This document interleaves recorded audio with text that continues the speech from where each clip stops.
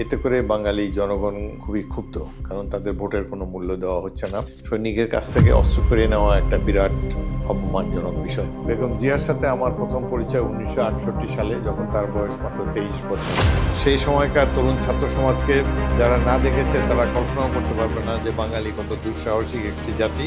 এর মধ্যে যে দুটি নির্বাচনে আমি অংশগ্রহণ করেছি, নিজের ভোটটাও দিতে পারিনি। জুলাই আগস্টে 2024-এ আরও তরুণদের জয়যাত্রা দেখেছি, দেখে অনেক ইন্সপায়ার্ড হয়েছি।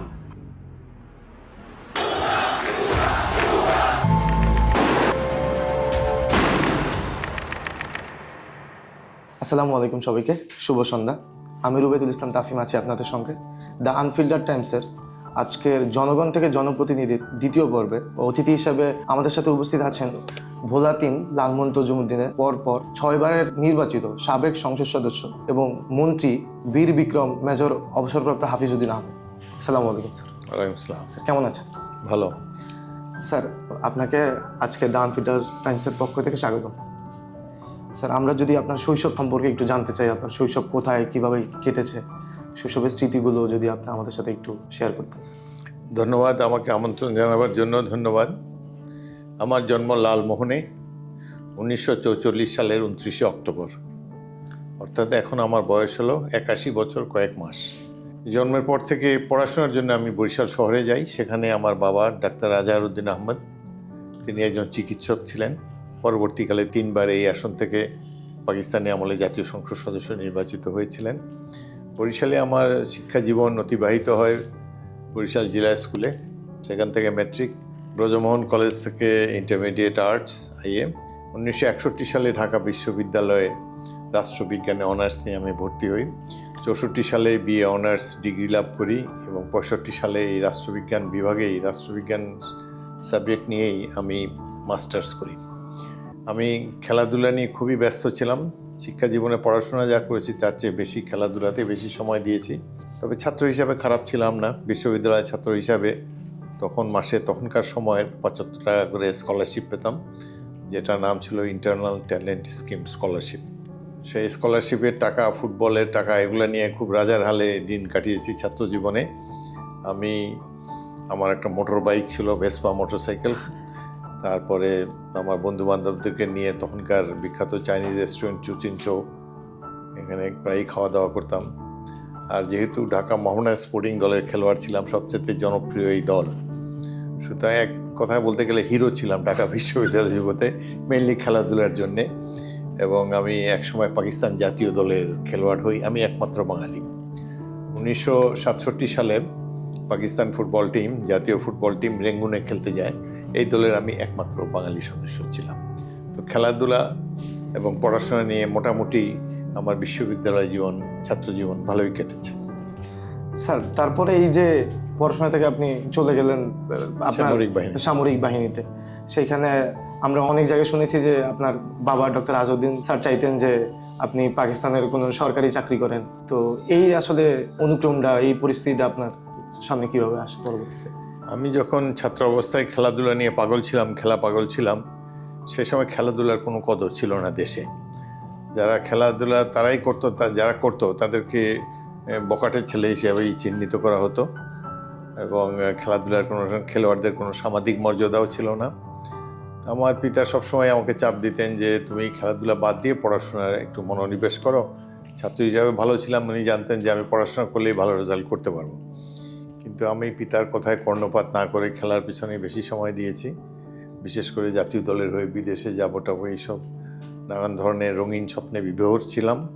তো একসময় দেখলাম যে না, আর কত আর ফুটবল খেলা যায়। মাস্টার্স করার পরেও আমি ফুটবল নিয়ে ব্যস্ত ছিলাম। একসময় পরিবারের চাপে ভাবলাম যে একটা চাকরি করা দরকার, একটা পেশা বেছে নেওয়া দরকার। তো পাকিস্তান জাতীয় দলে খেলার সময় আমাদের ফুটবল ফেডারেশনের সেক্রেটারি জেনারেল ছিলেন একজন সেনাবাহিনীর মেজর মোহাম্মদ হোসেন মালিক। উনি আমাকে অনেক দিন ধরেই কনভিন্স করার চেষ্টা করছেন যে তুমি যদি সামরিক বাহিনীতে যোগ দাও, এটা প্রথম শ্রেণীর সরকারি চাকরি, বেতন সবচেয়ে বেশি সামরিক বাহিনীতে, এবং অনেকদিন খেলাধুলা করে যেতে পারবা। এটাও আমার জন্য একটা বাড়তি আকর্ষণ ছিল। একসময় আমি তাদের কথায় প্রভাবিত হয়ে সামরিক বাহিনীতে যোগ দিই। তখনকার পাকিস্তান আর্মিতে যোগ দিই। আর্মিতে আমি ভালো রেজাল্ট করেছি।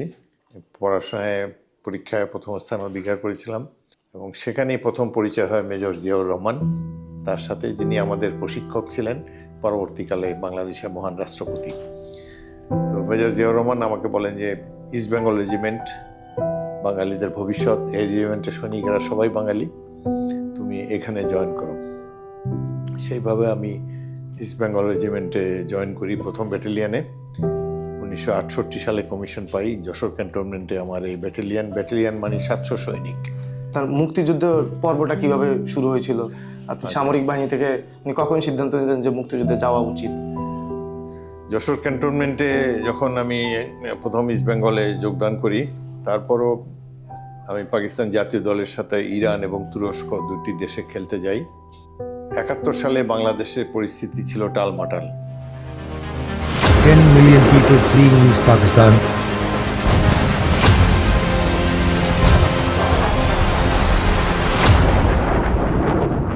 সত্তরের নির্বাচনে বাংলাদেশের একটি দল আওয়ামী লীগ, তারা সংখ্যাগরিষ্ঠতা পায়, কিন্তু প্রেসিডেন্ট ইয়াহিয়ার সামরিক জনতা বাঙালিদের কাছে ক্ষমতা হস্তান্তর করতে রাজি ছিল না। সেই জন্য তারা টালবাহানা করতে থাকে।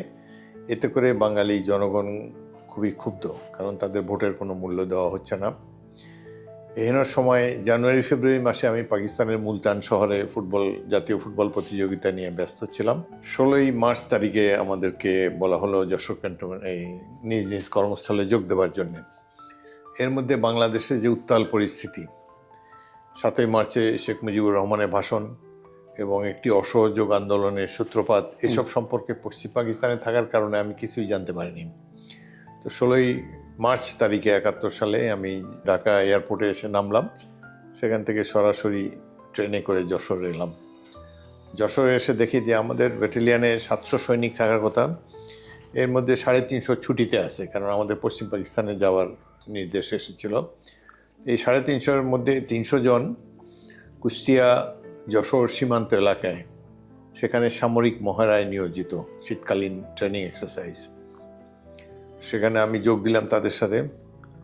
এই শান্তিকালীন যুদ্ধ মহড়ায় 29 তারিখ পর্যন্ত আমরা সেই সীমান্ত এলাকায় ট্রেনিংয়ে ব্যস্ত ছিলাম। ইতিমধ্যে 25শে মার্চ তারিখে ঢাকা শহরে একটা মিলিটারি ক্র্যাকডাউন করে বহু বাঙালিকে হত্যা করে পাক বাহিনী। 26শে মার্চ রাতের প্রথম প্রহরে 8ম ইস্ট বেঙ্গলের উপ অধিনায়ক মেজর জিয়াউর রহমান চট্টগ্রামে বাংলাদেশের স্বাধীনতা ঘোষণা করেন। এটাও আমরা জানতাম না 29 তারিখ পর্যন্ত। ইস্ট বেঙ্গল রেজিমেন্টের 5টি ব্যাটালিয়ান তখন কর্মরত ছিল তৎকালীন পূর্ব পাকিস্তানের। প্রথম ব্যাটালিয়ান যশোরে, যার আমি সদস্য। দ্বিতীয় ব্যাটালিয়ান ছিল জয়দেবপুরে, তৃতীয় ব্যাটালিয়ান সৈয়দপুরে, চতুর্থ ব্যাটালিয়ান ছিল কুমিল্লায় এবং 8ম ব্যাটালিয়ান ছিল চট্টগ্রামে। অন্য 4টি ব্যাটালিয়ান বিদ্রোহ করেছে 29শে মার্চের মধ্যেই। আমরা এই খবর জানতাম না, আমরা ট্রেনিংয়ে ব্যস্ত ছিলাম। আমাদেরকে 29 তারিখে যশোর ব্রিগেডের কমান্ডার ডেকে পাঠালেন যশোর ক্যান্টনমেন্টে আমাদের স্থায়ী আবাসে। সারাদিন পায়ে হেঁটে গভীর রাতে এসে যশোর ক্যান্টনমেন্টে প্রবেশ করলাম। আমি আমার অফিসার মেসে আমার রুমে গিয়ে পরিশ্রান্ত হয়ে শুয়ে পড়লাম। আমাদের সৈনিকেরা বিদ্রোহ করে। তারা মনে করে যে পাঞ্জাবিদের নিশ্চয়ই খারাপ মতলব আছে। সৈনিকের কাছ থেকে অস্ত্র কেড়ে নেওয়া একটা বিরাট অপমানজনক বিষয়। তো সাথে সাথে আমাদের সৈনিকেরা অস্ত্রাগার ভেঙে অস্ত্র বের করে নিয়ে আমাদের কাছাকাছি একটা পাকিস্তানি সৈনিক দল ছিল ইঞ্জিনিয়ার কোম্পানির, তাদের উপরে আমাদের সৈনিকেরাই প্রথম গুলি বর্ষণ করে। এই সময় আমি অফিসে প্রবেশ করি, দেখি অত্যন্ত বিশৃঙ্খল পরিবেশ, দৌড়দৌড়ি করছে সৈনিকেরা, গুলি আসছে আমাদের দিকে, মর্টারে গোলা এসে পড়ছে আমাদের অফিস এলাকায়। তো আমাদের কমান্ডিং অফিসার ছিলেন বাঙালি, লেফটেন্যান্ট কর্নেল রেজাউল জলিল। তারপরে আমার তখন 2.5 বছর চাকরি, 25 বছরের যুবক। তো আমি কমান্ডিং অফিসারের কাছে গিয়ে বললাম যে স্যার আমরা কি করব এখন। তো উনি খুব নার্ভাস হয়ে গেলেন, চোখ দিয়ে তার অশ্রু নির্গত হচ্ছে। তিনি আমাকে কোনো নির্দেশই দিলেন না। আমার চয়েস হলো যে আমি কি এদের সাথে অফিসে বসে থাকবো, না বাইরে গিয়ে যুদ্ধরত সৈনিকদের সাথে যোগ দেব। তো আমি 2 মিনিট চিন্তা করে আমি বিদ্রোহের পক্ষে সিদ্ধান্ত নিলাম। সৈনিকদের বললাম ঠিক আছে, আমি বিদ্রোহী, তোমরা আমার নির্দেশে যুদ্ধ করবে এবং আমার নির্দেশে এই সৈনিকদের সকল কর্মকাণ্ড পরিচালিত হবে। তারা খুবই খুশি হলো, নারায় তকবীর, জয় বাংলা ইত্যাদি স্লোগান দেওয়া শুরু করলো। তারা উদ্দীপ্ত হলো যে একজন অফিসার তাদের সাথে আছেন। এইভাবে ক্যান্টনমেন্টের মধ্যে 8 ঘন্টা ব্যাপী একটি যুদ্ধ হয়।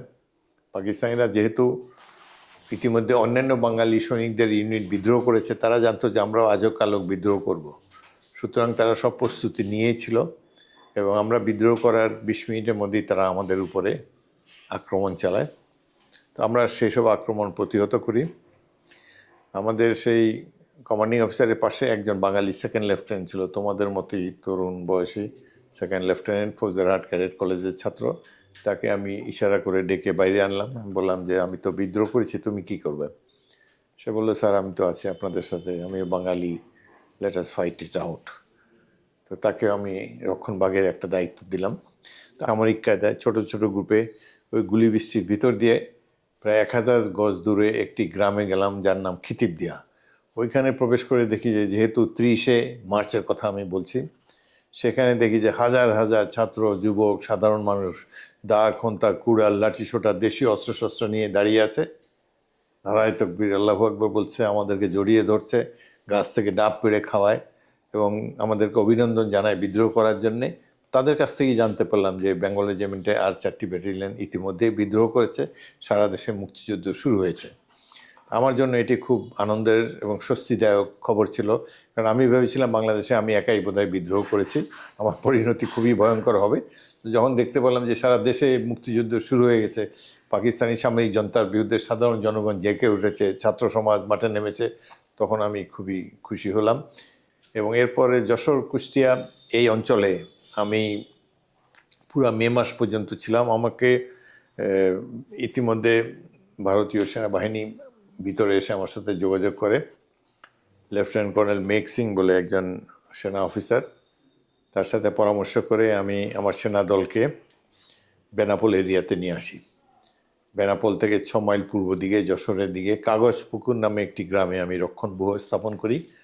আমার সাথে আমার ইস্ট বেঙ্গল রেজিমেন্টের 200 সৈনিক, তারপরে ইপিআরের আরও 400 সৈনিক, আরও 200 সৈনিক, এই 400 জন সৈনিকের বাহিনী নিয়ে সেখানে আমি পাক বাহিনীকে প্রতিরোধ করি এবং এই এলাকাকে পুরা মে মাস পর্যন্ত অনেক আক্রমণের মুখেও সেটাকে আমরা ধরে রাখি।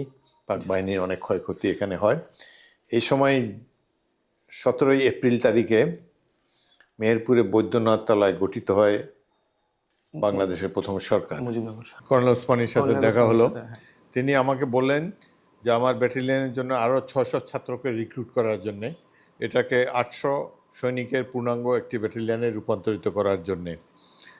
আমি পরবর্তী 2 দিনে এই যশোর কুষ্টিয়া সীমান্ত অঞ্চল থেকে 600 টকবগে তরুণ ছাত্রকে আমার ব্যাটালিয়নে ভর্তি করি।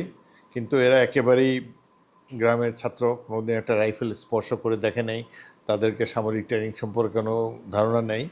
সেই জন্য আমাদেরকে নির্দেশ দেওয়া হলো জুন মাসে মেঘালয়ের এক গভীর অরণ্যে প্রশিক্ষণ ক্যাম্প করা হবে।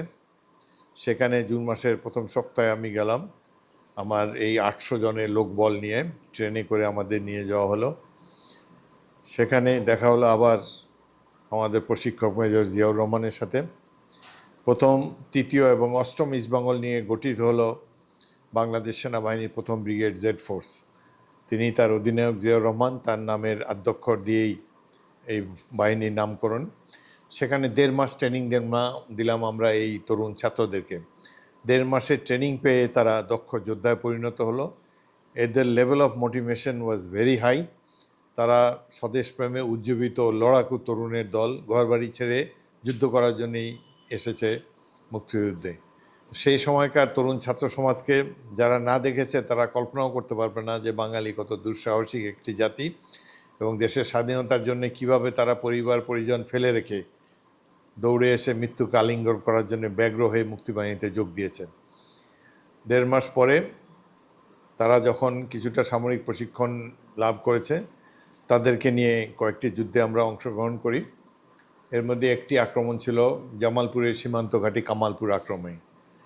সেখানে আমরা 300 সৈনিক আক্রমণ করি, তার মধ্যে 100-র চেয়েও বেশি আমাদেরই হতাহত হয়। আমার বন্ধু ক্যাপ্টেন সালাউদ্দিন মমতাজ, তিনি সেখানে শহীদ হন, আমি ওই যুদ্ধে আহত হই, ফলে আমাদেরকে আবার পিছিয়ে আসতে হয়। অক্টোবর মাসে আমাদেরকে সিলেট অঞ্চলে নিয়ে যাওয়া হয় জেড ফোর্সকে। আমি আমার ব্যাটালিয়ন নিয়ে সেখানে যাই। অক্টোবরের শেষ দিকে এবং নভেম্বরের প্রথমার্ধে, বিশেষ করে 22শে নভেম্বর তারিখে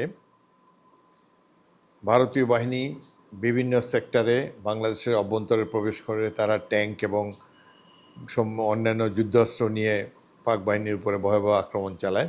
আমরাও তাদের পাশাপাশি পাক বাহিনীর উপর আক্রমণ চালাই।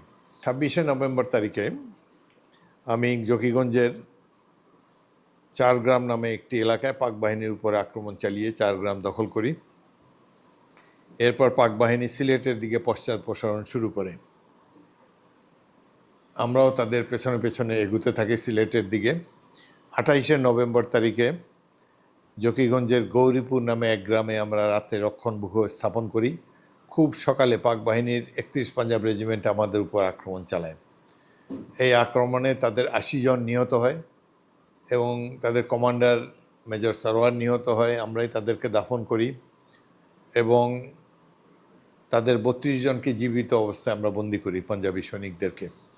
আমাদের পক্ষে একজন company commander major captain Mahbubur Rahman, দিনাজপুরের সন্তান, সে এবং আরও জনা দর্শক আমাদের শহীদ হয়। এই যুদ্ধের পর পাক বাহিনীর মনোবল ভেঙে পড়ে। তারা সিলেটের দিকে পশ্চাদপসরণ শুরু করতে থাকে, আমরাও আগে এগোতে থাকি। ইতিমধ্যে ভারতীয় বাহিনী সিলেটের উপকণ্ঠে একটি গুর্খা ব্যাটালিয়নকে হেলিকপ্টারে ড্রপ করে। আমার ইউনিট প্রথম ইস্ট বেঙ্গলকে নির্দেশ দেওয়া হলো এই বাহিনীর সাথে যোগাযোগ স্থাপন করে মিলিতভাবে সিলেট আক্রমণের জন্য। আমি মেজর জিয়াউর রহমান এবং ক্যাপ্টেন জিয়াউদ্দিন আমরা একটা পরিকল্পনা নিলাম কিভাবে এগোবো। এ সময় যুদ্ধ চলছিল সিলেটের খাদিমনগরে এবং দরবস্ত, এই দুটি এলাকায়। আমরা এই দুটি যুদ্ধক্ষেত্রের মাঝামাঝি একটি এলাকা দিয়ে চা বাগানের মধ্যে প্রবেশ করার পরিকল্পনা নেই এবং চা বাগানের ভিতর দিয়ে সিলেটের দিকে অগ্রসর হতে থাকি। আমরা তখন ছিলাম 1200 সৈনিক। আমাদের গোলা বারুদ সব আমরা পিঠে বহন করি, শুকনা চিরা এবং গুড় ইত্যাদি আমাদের পিঠে ছিল। আমাদের নেতৃত্ব ছিলেন মেজর জিয়াউর রহমান। আমরা সারা রাত চলতাম আর দিনের বেলা ঝোপঝাড়ে আশ্রয় নিয়ে বিশ্রাম নিতাম। মেজর জিয়ার একটা ম্যাপ কেস ছিল, সামরিক বাহিনী ম্যাপ, বড় একটা ম্যাপ, 8 ফুট বাই 8 ফুট, তার একটা পলিথিনের কাভার ছিল। তো সকাল হলে আমরা ওই কাভারটা বিছিয়ে গাছের নিচে মেজর জিয়া, আমি এবং ক্যাপ্টেন অলি আহমদ 3 জন আমরা ঘুমাতাম ওখানে। এবং মেজর জিয়া রহমানের নাক ডাকতো। আমরা, যদিও উনি আমাদের সিনিয়র, বা যুদ্ধের সময় এই পরিস্থিতিতে আমরা ক্লোজ ছিলাম। আমি একদিন বললাম, স্যার আপনার তো নাসিকা গর্জন ভারতীয়দের কামানের গোলাকেও হার মানিয়েছে। তিনি কিছুতেই স্বীকার করতেন না, না না আমার নাক ডাকতেই পারে না। যাই হোক, সিনিয়র অফিসারের কথাই আমরা মেনে নিলাম। এইভাবে 3 দিন জঙ্গলের মধ্যে দিয়ে চলার পর আমার খাবার দাবার শেষ হয়ে গেল। জঙ্গলের প্রান্তভাগে 14 ডিসেম্বর তারিখে দেখি সামনে একটা সাদা বিল্ডিং দেখা যায়। পরে জানতে পেরেছি এটা হলো সিলেট এমসি কলেজের প্রিন্সিপালের বাসভবন। আমরা সকালবেলা ওই বাসভবনের উল্টা দিকে 300 গজ দূরে একটা টিলার উপরে অবস্থান নিলাম। সকাল হলো, পাক বাহিনী ওই এমসি কলেজের প্রিন্সিপালের বাসায় কতগুলো বাংকার করা ছিল, সেখান থেকে বেরিয়ে তারা রোদ পোহাচ্ছে। তারা নিশ্চিন্ত ছিল, কারণ তখন যুদ্ধ চলছে খাদিমনগরে 8 মাইল দূরে। মুক্তিবাহিনী যে শহরের মধ্যে প্রবেশ করেছে এটা তারা ধারণা করেনি। তারা আমাদেরকে দেখে অবাক হলো, চিৎকার করে জিজ্ঞেস করে পাঞ্জাবি ভাষায় আমরা কারা। আমরা তো কোনো জবাব না দিয়ে দ্রুত পরীক্ষা খনন করায় মনোনিবেশ করি, কিন্তু অচিরেই তারা বুঝে গেল যে মুক্তিবাহিনী শহরে প্রবেশ করেছে। আমাদের পরীক্ষা খনন সম্পূর্ণ হওয়ার আগেই হাঁটু পর্যন্ত খনন করেছি। তার মধ্যে ওরা আমাদের উপর কয়েকটি আক্রমণ করে। এই আক্রমণে আমাদের ভয়াবহ অবস্থা হয়, যেহেতু আমাদের রক্ষণব্যূহ প্রস্তুত ছিল না। আমার 18 জন সৈনিক শহীদ হয় এবং আমার যে 2টা মেশিন গান ছিল, যারা চালায় তারাও শহীদ হয়। মানে মৃত্যুর অপেক্ষায় দিন গুনছি। এমন সময় আমাদের সাথে একজন ভারতীয় মেজর ছিলেন, বেতার যন্ত্র সহ। এই গত 3 দিন যেহেতু চা বাগানের মধ্যে ছিলাম, জঙ্গলের কারণে বেতার সেট কাজ করছিল না, কিন্তু যখন আমরা শহরের প্রান্তভাগে এসে উপস্থিত হয়েছি তখন বেতার সেট কাজ করা আরম্ভ করে এবং ভারতীয় মেজর আমাকে বেতার সেটের মাধ্যমে বলল যে আমার বেতার যোগাযোগ করতে পারছি, তোমার কোনো কামানে গোলা ফেলতে হবে কিনা। আমি বললাম এখন যদি শত্রুর উপরে কামানে গোলা ফেলেন ওটা আমাদের উপরে পড়বে, কারণ আমরা হাতাহাতি যুদ্ধে লিপ্ত আছি। আমি তাকে অনুরোধ করলাম যে একটা বিমান আক্রমণ আনা যায় কিনা সামনে এমসি কলেজের পাক বাহিনীর ঘাঁটিতে। আধা ঘন্টা পরে দুটা মিগ ফাইটার জেট এসে ওদের যতগুলো বাংকার ছিল প্রিন্সিপালের বাসায় ওগুলাকে রকেট মেরে মেরে উড়িয়ে দেয়, এবং বিমানে সে ভয়াবহ শব্দে এবং আক্রমণের তীব্রতায় তারা তখন হতোদ্যম হয়ে সাদা পতাকা উড়িয়ে সারেন্ডার করে। 30শে মার্চ 71-এ যশোর ক্যান্টনমেন্টে যে বিদ্রোহের সূচনা করেছিলাম তার একটা সফল পরিসমাপ্তি হলো 14 ডিসেম্বর তারিখে সিলেটে। তখন বাংলাদেশে 8টি জেলা ছিল, 18টি জেলা ছিল, একটি মাত্র জেলা মুক্তিবাহিনী একক প্রচেষ্টায় দখল করেছে, সেটা হলো সিলেট জেলা শহর। এই আক্রমণে আমি নেতৃত্ব দিয়েছি। এই যুদ্ধে সাহসিকতা প্রদর্শনের জন্য মেজর জিয়াউর রহমান লিখিতভাবে আমাকে বীরশ্রেষ্ঠ পদকের জন্য সুপারিশ করেছিলেন। এইভাবে মুক্তিযুদ্ধের পর্ব শেষ। স্যার, এই যে মুক্তিযুদ্ধের পর্ব থেকে আপনি তখনও তো চিন্তা করেননি যে রাজনীতিতে কখনো আপনার আসা হবে। তো এই রাজনীতিতে আসার পিছনে আমরা জানি যে আপনার পিতা ডক্টর আজহারউদ্দিন আহমেদ অনেক বড় একজন রাজনীতিবিদ ছিলেন। ওনার কাছ থেকে কি আপনি কোনো ইন্সপিরেশন মানে আপনি শৈশব থেকে যখন বেড়ে ওঠেন তখন ওনাকে দেখে আপনি কি কোনো ইন্সপিরেশন পাইছেন কিনা? আপনার রাজনীতিতে আসলে যোগদানের আসলে সূত্রপাতটা কখন ঘটে? আমি ছিলাম ক্যারিয়ার অফিসার, সেনাবাহিনী আমার ধ্যান জ্ঞান ছিল, কিন্তু সেনাবাহিনীতে কয়েকটা ঘটনা ঘটে 1975 সালে, যার ফলে অনেক বিশৃঙ্খলা সেনাবাহিনীতে দেখা যায়, এবং এক পর্যায়ে সেনাবাহিনী থেকে বেশ কয়েকজন অফিসারের সাথে আমাকেও অবসর দেওয়া হয়। অবসর নেওয়ার পর আমার রাজনীতিতে কোনো আগ্রহ ছিল না। আমার পিতা যখন 1962, 65 এবং 70 সালে সংসদ নির্বাচনে অংশগ্রহণ করেন, তো প্রথম দুটার সময় তো আমি বিশ্ববিদ্যালয়ের ছাত্র ছিলাম, পিতার নির্বাচন দেখতেও আসিনি। আমি ব্যস্ত আমার খেলাধুলা নিয়ে, রাজনীতির প্রতি কোনো আকর্ষণ ছিল না। আর 70-এর নির্বাচনে তো তখন অলরেডি সেনাবাহিনীতে ছিলাম, তো রাজনীতি আমাকে কখনোই আকর্ষণ করে নাই। 1978 সালে প্রেসিডেন্ট জিয়া আবার আমাকে ডাকালেন, বললেন যে তোমার বাবা এমপি ছিল, তুমি আসো ইলেকশন করো, আমরা একটা দল গঠন করছি বিএনপি। বললাম না স্যার, আমি রাজনীতি করব না, আমি এখনও ফুটবল খেলি। আমি এসব একটু মোটা বুদ্ধির লোক ছিলাম, এটার প্রেসিডেন্টের আহ্বানের গুরুত্ব বুঝতে পারিনি, সেই জন্য রাজনীতিতে যোগ দিয়ে নেই। সাধারণত সামরিক বাহিনী যারা রাজনীতি করে ইউনিফর্মটা খুলেই পলিটিক্সে নেমে যায়। আমি 10 বছর ব্যবসা বাণিজ্য করেছি, চেষ্টা করেছি, অর্থবিত্ত অর্জনের চেষ্টা করেছি, রাজনীতি আমাকে কখনো আকর্ষণ করে নাই। তো লালমোহনের জনগণ অনেকটা অবহেলিত ছিল, অত্যন্ত অন্ধকারাচ্ছন্ন এই এলাকা ছিল।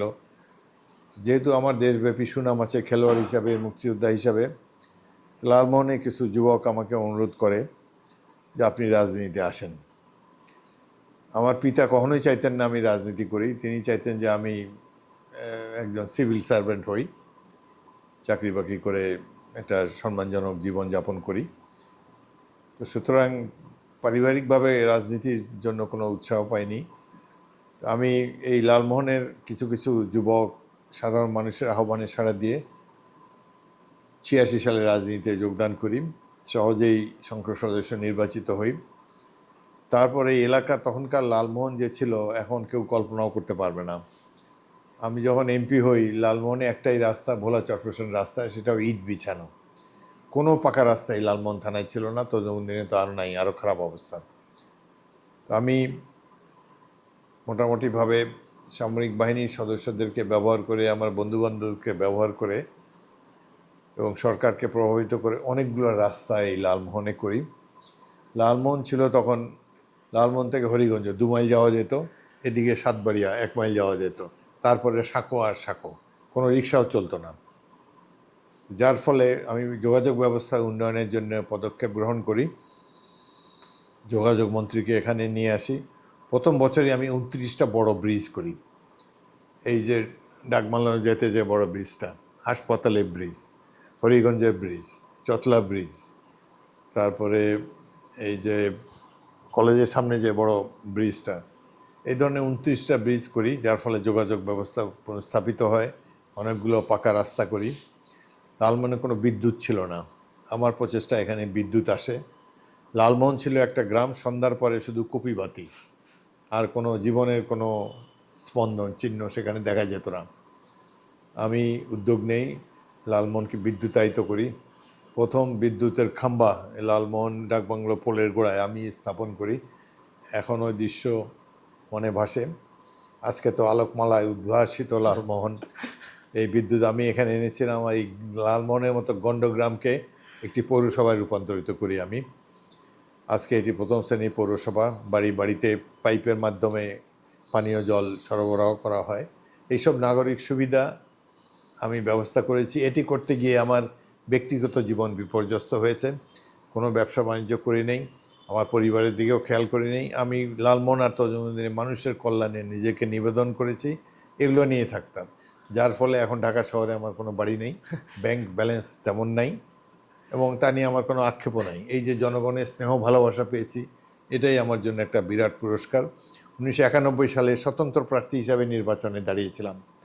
এই নির্বাচনে 300 আসনের মধ্যে 3 জন মাত্র প্রার্থী নির্বাচিত হয়। আমি এদের মধ্যে সর্বোচ্চ ভোট পেয়েছিলাম। তো লালমোহন এবং তজুমুদ্দিনের মানুষ আমার কথায় বিশ্বাস করেছে। আমি তাদেরকে বলেছিলাম যে আমাকে যদি আপনারা নির্বাচিত করেন, আমি এলাকার চেহারা বদলে দিব। এই 40 বছর আগে লালমোহন আর এখনকার লালমোহন, কোনো লোক যদি বিদেশ থেকে আসে লালমোহনের সন্তান, সে চিনতেই পারবে না যে কোথায় পদার্পণ করেছি। এইভাবে আমি মনে করি যে আমার যে রাজনৈতিক জীবন, সেটি আমি সাধারণ মানুষের কল্যাণে উৎসর্গ করেছি। কিছুটা উন্নয়ন কাজ করতে পেরেছি, শিক্ষা বিস্তারে ভূমিকা রেখেছি। 5টি কলেজ করেছি এই এলাকায়। 4টি আমার পিতামাতার নামে, একটা তজুমুদ্দিনের কলেজ। অনেক স্কুল করেছি। আর সাধারণ মানুষকে আধুনিক শিক্ষা, আমি মনে আছে বহু বছর আগে যখন বাংলাদেশে কম্পিউটার আসে নাই, বিদেশে ছিলাম আমি, খেলাধুলা, সামরিক ট্রেনিং ইত্যাদি কারণে কয়েকবার বিদেশে গিয়েছি। আমি লালমোহন গার্লস স্কুলে এসে ছাত্রীদেরকে বুঝালাম যে কম্পিউটার কী জিনিস, ল্যাপটপ কী জিনিস। তারা আমার কথা অবাক হয়ে শুনছে যে এরকম ছোট একটা বাক্সর মধ্যে সারা পৃথিবী জ্ঞানভাণ্ডার নিহিত আছে। আমি যখন তাদেরকে বললাম, অবাক হয়ে তারা শুনছে। আজকে তো ঘরে ঘরে ল্যাপটপ, মোবাইল, সে সময় তারা এসব চিন্তাও করতো না। এইভাবে একটি আধুনিক লালমোহন গড়ার জন্য আমি চেষ্টা করেছি। স্যার, আপনি শহীদ প্রেসিডেন্ট জিয়াউর রহমান স্যারের সাথে রাজনীতি করা স্টার্ট করছেন। তারপরে আপনার দেশের নেত্রী বেগম খালেদা জিয়াও আপনার রাজনৈতিক অভিভাবক ছিল। তো তাদের দুইজনের রাজনৈতিক দর্শন আপনাদের কাছে কেমন ছিল? শহীদ রাষ্ট্রপতি জিয়াউর রহমান, আমি তার একান্ত সচিব ছিলাম 2 বছর, যখন তিনি সামরিক বাহিনীর উপপ্রধান ছিলেন, মেজর জেনারেল। আমি মেজর ছিলাম। যুদ্ধের সময় তার অনেক কাছাকাছি ছিলাম, সেই জন্য স্বাধীনতা পর তিনি 73-74 সালে আমাকে তার পিএস বা একান্ত সচিব হিসাবে নিয়োগ দেন। 1.5 বছর এই কাজে ছিলাম। তখনই দেখেছি অত্যন্ত নির্লোভ, শান্তিপ্রিয়, দেশপ্রেমিক মানুষ। তার কোনো জাগতিক চাওয়া পাওয়া ছিল না। তাকে কাছে থেকে দেখার সুযোগ হয়েছে। পরবর্তীকালে বেগম জিয়া যখন প্রধানমন্ত্রী হন, ওই বছর আমি স্বতন্ত্র প্রার্থী হিসাবে নির্বাচিত হয়েছি। তিনি আমাকে ডেকে তার দলে যোগ দেওয়ার জন্য বলেন। বেগম জিয়ার সাথে আমার প্রথম পরিচয় 1968 সালে, যখন তার বয়স মাত্র 23 বছর। 23 বছর বয়সে বেগম জিয়া দেখতে কেমন ছিল সেটা তোমরা কল্পনা করে দেখতে পারো। বিকালবেলা তার বাসায় আমার দাওয়াত ছিল, আমি গেলাম। সেই বাসায় মেজর জিয়াউর রহমান, আমি এবং ক্যাপ্টেন জিয়াউদ্দিন তার ড্রয়িং রুমে বসে গল্প সল্প করছিলাম। এই সময় সন্ধ্যার একটু আগে বেগম জিয়া নাস্তার ট্রলি ঠেলে তিনি এখানে আসলেন। আমি দাঁড়িয়ে তাকে অভিবাদন জানালাম।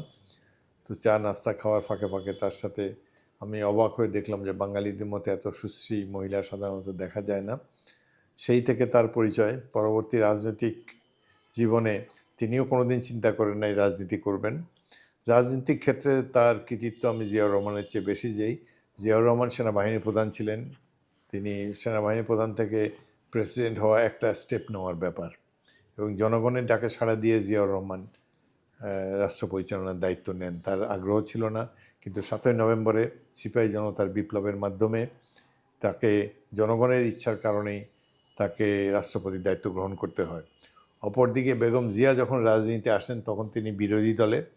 তার স্বামী জিয়াউর রহমানকে হত্যা করা হয়েছে, সামরিক একনায়ক এরশাদ ক্ষমতা দখল করেছে, এবং জনগণকে ঐক্যবদ্ধ করে একটি সামরিক একনায়কের বিরুদ্ধে যে তুমুল সংগ্রাম খালেদা জিয়া করেছেন একজন মহিলা হিসাবে, এটি এক গৌরবময় অধ্যায় আমাদের দেশের রাজনীতির। সেই জন্য আমি বেগম জিয়াকে অনেক কৃতিত্ব দেই। যেভাবে জনগণকে সংগঠিত করে ভোটের মাধ্যমে তিনি প্রধানমন্ত্রী হয়েছেন, তিনি প্রকৃত একজন রাজনৈতিক নেত্রী, দেশপ্রেমিক। তো আমি প্রথমে 91 সালে তার আহ্বানে সাড়া দিয়ে 92-তে আমি বিএনপিতে যোগদান করি। পরে 2096 সালে তিনি আমাকে বাণিজ্য প্রতিমন্ত্রী পদে নিয়োগ দেন এবং 2001 সালে তিনি পানি সম্পদ মন্ত্রী হিসেবে আমাকে নিয়োগ দেন। এক্ষেত্রে বলা প্রয়োজন, বিএনপির মন্ত্রিসভায়, বেগম জিয়ার মন্ত্রিসভায় 40 জন ক্যাবিনেট মিনিস্টার ছিলেন। এই 40 জনের মধ্যে শুধুমাত্র আমাকেই তিনি 2টি মন্ত্রণালয় দিয়েছিলেন, পানি সম্পদ এবং বাণিজ্য মন্ত্রণালয়। এটি আমাকে তার বিরল সম্মান বলে আমি মনে করি। তার মৃত্যুতে আমি আমার রাজনৈতিক অভিভাবক হারিয়েছি, দেশ হারিয়েছে একজন তুমুল জনপ্রিয় রাজনৈতিক নেত্রীকে, যিনি সারা দেশের অভিভাবক ছিলেন, যার অভিভাবকত্বে বাংলাদেশের জনগণ স্বস্তির নিঃশ্বাস ফেলেছিল এবং তার যে ব্যাপক জনপ্রিয়তা, দেশের উত্তর, দক্ষিণ, পূর্ব, পশ্চিম যে কোনো প্রান্তের থেকে তিনি নির্বাচনে দাঁড়িয়েছেন, প্রত্যেকটি নির্বাচনে বিজয়ী হয়েছেন, পরাজয় কখনো তাকে স্পর্শ করেনি। তার প্রতিপক্ষ শেখ হাসিনা, মাফিয়া নেত্রী, তিনি 3টি আসনে দাঁড়িয়ে 91 সালে 2টি আসনেই পরাজিত হয়েছিলেন। তো বেগম জিয়া আমাকে অত্যন্ত স্নেহ করেছেন, তার রাজনৈতিক দূরদর্শিতার পরিচয় আমি পেয়েছি এবং তিনি আমাকে সম্মানিতও করেছেন 2টি মন্ত্রণালয় দিয়ে। তার মৃত্যুতে আমি গভীরভাবে শোকাহত। আল্লাহর কাছে কামনা করি আল্লাহ যেন তাকে জান্নাতবাসী করেন। আমিন স্যার। স্যার, এই যে 17 বছর যে রাজনৈতিক একটা দুঃশাসন বাংলাদেশের জনগণকে আসলে রাজনৈতিক একটা দুঃশাসনের মধ্যে দিয়ে যেতে হয়েছে, তার এই 17 বছর পর আপনি আবার লালমোহন তজুমুদ্দিবাসীর অভিমুখে এবং লালমোহন তজুমুদ্দিবাসী আপনার অভিমুখের যে যাত্রা, এখন আপনি লালমোহন তজুমুদ্দিবাসীর মাঝখানে আবার ফিরে এসেছেন, তাদের জনপ্রতিনিধি আবার ফিরে এসেছে, এটা আপনি কিভাবে উপভোগ করছেন স্যার? আমার বিগত 15 বছর ছিল আমার জন্য ভয়াবহ একটি সময়। এর মধ্যে 5 বার আমি গ্রেফতার হয়েছি। একবার চিকিৎসার জন্য বিদেশে যাব, এয়ারপোর্ট থেকে আমাকে ফিরিয়ে নিয়ে এসেছে সরকার। এর মধ্যে যে 2টি নির্বাচনে আমি অংশগ্রহণ করেছি, নিজের ভোটটাও দিতে পারিনি। 2008-এর নির্বাচনে আমার নেতা কর্মীদেরকে আওয়ামী লীগের প্রার্থী রামদা দিয়ে কুপিয়ে বহু মানুষকে হতাহত করেছে। আমার বাসাতে নিচতলাটা হাসপাতালে রূপান্তরিত হয়েছিল। সেখানে নির্বাচনের আমি একটি প্রহসন দেখতে পেয়েছি। 2018 সালে আমি 8 বছর পর লালমোহনে এলাম নির্বাচনে অংশগ্রহণ করার জন্যে। মঙ্গলসিকদার ঘাটে নামার পর সেখান থেকে রিক্সা করে প্রায় 30,000 লোককে সাথে নিয়ে আমি লালমোহনে এই পৌরসভায় এই বাড়িতে আসি। আসার পর বিকেলবেলা পুলিশ বাহিনী এসে আমার বাড়িটি ঘিরে ফেলে এবং সেদিন থেকে ইলেকশন পর্যন্ত 16 দিন আর ঘর থেকেই বেরোতে পারিনি। বের হওয়ার চেষ্টা করেছি, কিন্তু পুলিশ বাহিনী এবং আওয়ামী সন্ত্রাসী বাহিনীর বাধার কারণে আমি কোনো নির্বাচনী প্রচারণা চালাতে পারিনি। এবং শেষ দিন একটি মিথ্যা ডিজিটাল সিকিউরিটি অ্যাক্টের মামলাও আমাকে দেওয়া হয়েছে, যে মামলায় 10 বছর খালি হাজিরা দিয়ে গিয়েছি। এই ধরনের একটা বিভ্রান্তিকর অগণতান্ত্রিক পরিবেশ থেকে আবার নির্বাচনে অংশগ্রহণের সুযোগ পেয়েছি। এর জন্য আমি বাংলাদেশের তরুণ ছাত্র সমাজকে কৃতিত্ব দিতে চাই। আবু সাইদের মতো লড়াকু সৈনিক যে নিরস্ত্র হয়ে খালি হাতে পুলিশের বুলেটের সামনে বুক পেতে দিয়ে আত্মাহুতি দিয়েছে, এই ধরনের সন্তান যে কোনো জাতির জন্য অনেক গর্বের। এই ধরনের প্রায় 1400 মানুষ আত্মহত্যা দিয়েছে। আমার লালমোহন থানার 12 জন এই জুলাই আগস্ট অভ্যুত্থানে শহীদ হয়েছে। এরা কেউ ছাত্র না, এরা মুদি দোকানদার, রিক্সাওয়ালা, ভ্যান গাড়ি চালক, দোকান কর্মচারী, সাধারণ মানুষ।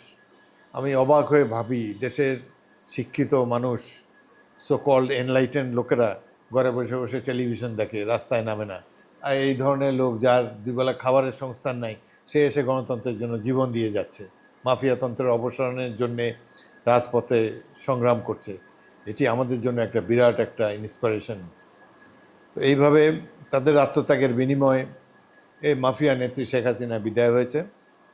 তাদের সকল অপকর্ম এখন জনগণের সামনে উন্মুক্ত হয়েছে এবং একটি ইন্টারিম সরকার প্রধান হিসাবে প্রফেসর ইউনূস নির্বাচনের তারিখ ঘোষণা করেছেন সেই জন্যই লালমোহনে এসেছি। আশা করি একটি সুষ্ঠু নির্বাচন আমরা দেখতে পাবো এবং এটি আমার জন্য একটা আনন্দমুখর অভিজ্ঞতা। কারণ গত 3টি নির্বাচনে জেলে ছিলাম অনেকবার, বাড়িতে অবরুদ্ধ ছিলাম কিংবা জেলখানায় ছিলাম। এবার মুক্ত পরিবেশে একটি নির্বাচনে অংশগ্রহণ করতে পারছি। আমাদের প্রধান প্রতিপক্ষ মাফিয়া লীগ এবার নাই নির্বাচনে, তবুও ধর্মভিত্তিক একটি দল ধর্মকে পুঁজি করে ব্যবসা বা রাজনীতি করার চেষ্টায় রত রয়েছে। আশা করি বাংলাদেশের জনগণ শহীদ রাষ্ট্রপতি জিয়াউর রহমানের বাংলাদেশি জাতীয়তাবাদের ধারক বাহক দল বিএনপিকে আবার বিজয়ী করবে। আমরা যদি রাষ্ট্র ক্ষমতার দায়িত্ব পাই, আমরা ইতিমধ্যে 31 দফা কর্মসূচি দিয়েছি কিভাবে আমরা একটি সমৃদ্ধ বাংলাদেশ বিনির্মাণ করতে চাই, এ ব্যাপারে জনগণকে অবহিত করেছি। জনগণ যদি আমাদেরকে দায়িত্ব দেয় রাষ্ট্র পরিচালনার, ইনশাআল্লাহ বাংলাদেশ একটি উন্নত রাষ্ট্রে পরিণত হবে। আমরা জনগণকে সাথে নিয়ে, বিশেষ করে তরুণদেরকে সাথে নিয়ে একটা নতুন বাংলাদেশ নির্মাণ করতে চাই ইনশাল্লাহ স্যার। এই যে লালমোহন তজুমুদ্দিনের যেই মানুষজন, তরুণ ভোটার আছে অনেক, এই তরুণ ভোটারদের নিয়ে আপনার পরিকল্পনা কি? এই তরুণদের কর্মসংস্থানের যে ব্যবস্থা, তরুণদের শিক্ষার মান আরো উন্নয়নের জন্য মানে আপনি কি কি ব্যবস্থা নেবেন স্যার? আমি এদেশের তরুণ সমাজের সাথে অঙ্গাঙ্গিভাবে সম্পৃক্ত ছিলাম 1971-এর মুক্তিযুদ্ধে।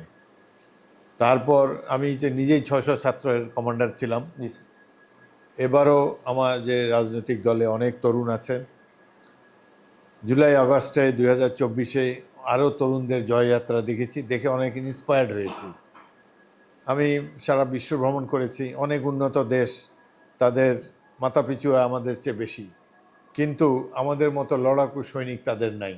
আমাদের এই যে সাহসী তরুণ সমাজ, এটাই হলো বাংলাদেশের সম্পদ। এরাই বাংলাদেশকে আগামী দিনে এগিয়ে নিয়ে যাবে। আমরা যুদ্ধ করে একটা দেশকে স্বাধীন করেছি, এই দেশ গড়বে এই তরুণ ছাত্র সমাজ। সুতরাং এদের উপরে আমার আশা, এদের উপরে বিশ্বাস। এই তরুণ সমাজ অত্যন্ত উদ্ভাবনশীল। তারা দেশে বা বিদেশ থেকে ট্রেনিং নিয়ে এসে বা দেশে শিক্ষাক্রম শেষ করে তারা এই দেশকে গড়ার জন্য নিজ নিজ পেশায় থেকে একটি উন্নত বাংলাদেশ অচিরেই গড়ে তুলবে বলে আমি বিশ্বাস করি। এই নির্বাচনে তাদেরকে সচেতনভাবে অংশগ্রহণ করতে হবে।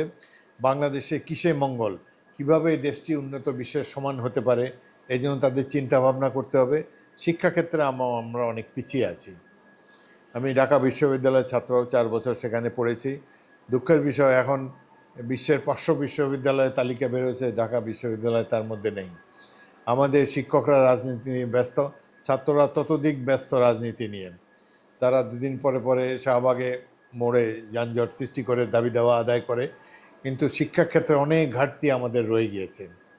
আমরা জনগণের, যেখানে বৃহত্তর জনগোষ্ঠী নির্লিপ্ত থাকে, জাতীয় সমস্যা সমাধানে এগিয়ে আসে না, সেক্ষেত্রে ছাত্রদেরকে বাধ্য হয়ে এগিয়ে আসতে হয়, সেটি আমরা অ্যাপ্রিসিয়েট করি। কিন্তু শিক্ষাক্ষেত্রে তারা অনেক পিছিয়ে আছে। তাদের শিক্ষাক্ষেত্রে অনেক মনোনিবেশ করতে হবে। শিক্ষকদেরকে আরও উন্নত প্রশিক্ষণের মাধ্যমে উন্নত শিক্ষক বানাতে হবে, উন্নত মানের শিক্ষক তাদেরকে বানাতে হবে। সেটি যেমন বিশ্ববিদ্যালয় পর্যায়ে, তেমনি এই উপজেলা পর্যায়েও। তো আমরা আশা করব এই শিক্ষকরা নতুন বাংলাদেশ নির্মাণ করবে। আমাদের কারিগরি শিক্ষার উপর জোর দিতে হবে। আমাদের যে বিশাল জনগোষ্ঠী বাইরে চাকরি বাকরি করে প্রবাসী হিসাবে রেমিটেন্স পাঠায়, যে রেমিটেন্স আমাদের অর্থনীতির চালিকা শক্তি, সেখানে আমরা যদি এভাবে আনস্কিল লেবার না পাঠিয়ে একটু পেশাগতভাবে দক্ষ কাউকে পাঠাই, তাহলে আমাদের এই প্রবাসী আয় অনেক বেড়ে যাবে। এই ব্যাপারে বিএনপি ক্ষমতা গেলে আমরা চেষ্টা করব, নতুন কর্মসংস্থানের ব্যবস্থা করব এবং এমনভাবে প্রশিক্ষণপ্রাপ্ত তরুণদেরকে বাইরে পাঠাবো যারা দেশের জন্য সম্পদ হয়ে বিবেচিত হবে। তরুণদের যে এই যে রাজনৈতিক যে উদ্বেগটা, তরুণরা যে রাজনীতির প্রতি আরো সোচ্চার হচ্ছে, রাজনৈতিক সচেতন হচ্ছে, এইটাকে আপনি কিভাবে দেখছেন স্যার? আমি ভালোভাবেই দেখি, কারণ দেশের রাজনৈতিক দলগুলোর ব্যাপক দুর্বৃত্তায়ন হয়েছে। সমাজ বিরোধী লোক, গুন্ডা পান্ডা, সন্ত্রাসী, মাদকখোর, এগুলো সব মন্ত্রী এমপি হয়ে গিয়েছে। রাজনৈতিক দল যেহেতু তারা দুর্নীতিকে প্রশ্রয় দেয়, সন্ত্রাসকে প্রশ্রয় দেয়, তারা জনগণের মালিক মোক্তার বনে গিয়েছে। এই অবস্থায় একমাত্র ছাত্ররাই পারে সমাজ সংস্কারের জন্য উপযুক্ত পদক্ষেপ নিতে। সেই জন্য আমি তরুণ সমাজের কাছ থেকে আরও লড়াকু পদক্ষেপ আশা করি। তারা যেন দুর্নীতি দূর করার ক্ষেত্রে এবং সঠিক রাজনৈতিক নেতৃত্বকে বেছে নেওয়ার ক্ষেত্রে জনগণের পাশে সহায়ক শক্তি হিসাবে দাঁড়ায়, সেটা আমি তাদের কাছ থেকে কামনা করি। জি ধন্যবাদ স্যার আমাদেরকে আজকে দ্য আনফিল্টার টাইমসকে সময় দেওয়ার জন্য। আর স্যার আমি আনফিল্টার টাইমসের প্রত্যেকটি সদস্যকে আন্তরিক অভিনন্দন জানাই। আমি তাদের সুন্দর ভবিষ্যৎ কামনা করি।